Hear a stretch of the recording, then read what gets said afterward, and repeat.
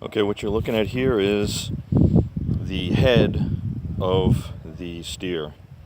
And basically, the way that I cook it is generally to put it in a pot with water and leaves from a guava tree, some garlic, a lot of salt, and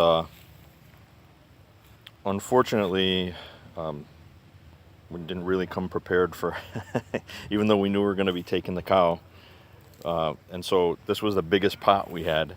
So I kind of had to cook it and flip it and everything else. But the objective was basically to cook it really well. You boil it, or I boil it, and it cooks everything inside.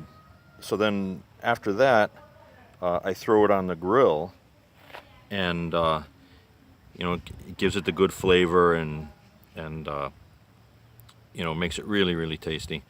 So, I mean, the head itself, it's traditional that, like I said, nothing goes to waste. So, throw it on the grill the day of the slaughter, and feast out on it. I mean, the tongue, the cheeks, everything.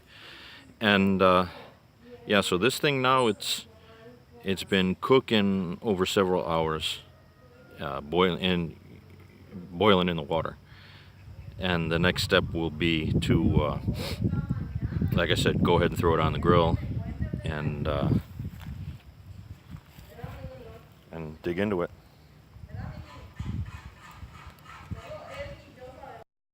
Okay, so this is the head of the animal right now, cooking on the grill.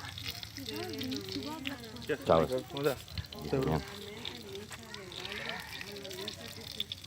And as you can see, the head's already thoroughly cooked. It's been boiled, so now it's just on the grill. Sit on the grill for a little while, and then we'll be digging in. So, as you can see, the boiling basically did all the work of the cooking.